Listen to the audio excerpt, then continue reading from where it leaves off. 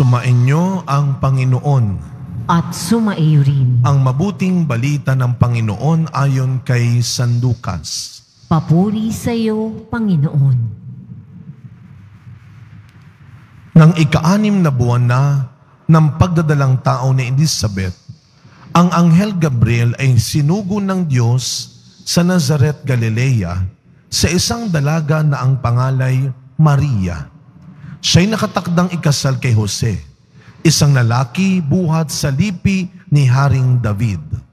Paglapit ng anghel sa kinaroroonan ng dalaga, binati niya ito.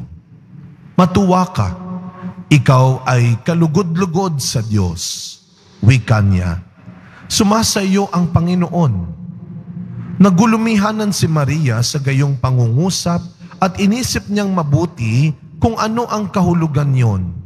Kaya't sinabi sa kanya ng anghel, "Huwag kang matakot, Maria, sapagkat kinalulugdan ka ng Diyos.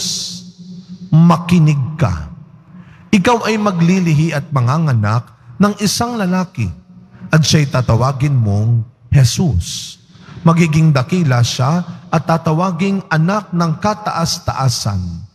Ibibigay sa kanya ng Panginoong Diyos ang trono ng kanyang amang si David. Maghahari siya sa angkan ni Jacob magpakailanman, at ang kanyang paghahari ay walang hanggan." Paano mangyayari ito? Gayong ako'y dalaga, tanong ni Maria.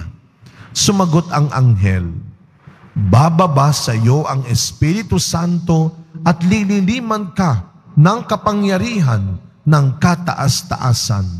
Kaya't banal ang ipanganganak mo at tatawaging anak ng Diyos. Natatandaan mo ang iyong kamag-anak na si Elizabeth. Alam ng lahat na siya'y baog, ngunit naglihi siya sa kabila ng kanyang katandaan. At ngayon, ika-6 na buwan na ng kanyang pagdadalang tao, sapagkat walang hindi mapangyayari ang Diyos." Sumagot si Maria, "Ako'y alipin ng Panginoon. Mangyari sa akin ang iyong sinabi." At nilisan siya ng anghel. Mga kapatid, ang mabuting balita ng Panginoon. Pinupuri ka namin, Panginoong Hesukristo. Magsiupo mo na po ang lahat. Good morning po sa inyong lahat. Mga kapatid, ngayon po ay August 22. Ipinagdiriwang po natin ngayon ang isang bahagi ng buhay ni Maria, hindi lamang bilang ina ng Diyos, kundi reyna ng langit at lupa. Today is the Queenship of Mary. Ginugunita natin ang pagiging reyna ni Maria. Pero ang kanyang pagiging reyna ay hindi maihihiwalay sa kanyang pagiging ina. Ito po ay tinatag ni Pope Pius XII noong 1954. Bakit nga ba kailangan nating bigyan ng parangal si Maria bilang reyna? Pero uulitin ko po, ang kanyang pagiging reyna ay nagmula rin sa kanyang pagiging ina ni Jesus ng Poong Nazareno. Kaya yung ebanghelyong binasa natin ngayon ay ang tinatawag nating pagbati ng anghel kay Maria. The Annunciation. Nang ibalita ng anghel kay Maria, hindi na siya ay magiging reyna, kundi siya ay magiging ina ng Diyos. Kaya nga makikita ho natin at matututunan natin na ang karangalan ni Maria ay wala sa titulo lamang, ay wala doon sa korona, ay wala doon sa pamagat, ay wala doon sa kanyang trono. Ang karangalan ni Maria ay nagmula sa kanyang pagiging lingkod ng Diyos.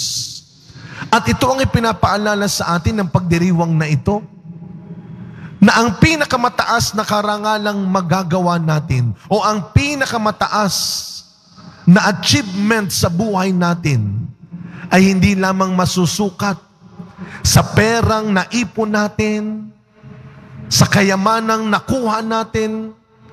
Alam nyo, kailan lamang meron akong nakilala, namumroblema silang pamilya sapagkat nagkakaroon ng away yung mga anak as usual dahil sa mana. Kaya sabi ng nanay ko, ay salamat, wala akong iiwan sa inyo.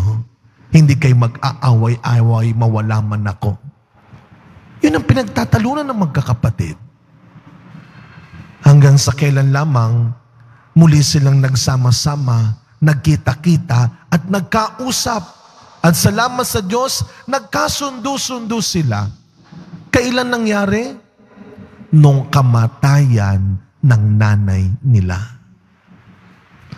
Kaya ngayon, sa balik-balik sa Most Holy Trinity Parish, pinagdiriwang nila ang Our Lady of the Most Holy Trinity. Yan ang role ni Maria. Diyan makikita ang tunay na karangalan at pagiging reyna ni Maria.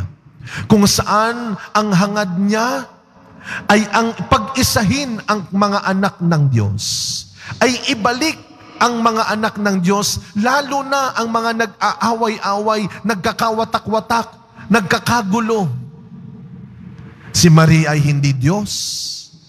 Hindi siya ang pinagmumulan ng grasya. Kaya ang bati ng anghel, bukod kang pinagpala, napupuno ka ng grasya.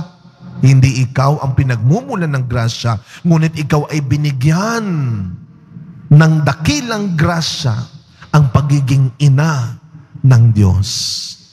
Kaya nga mga kapatid, sa pagkapatuloy ng ating misa, araw-araw, huwag natin hanapin sa titulo ng pangalan natin.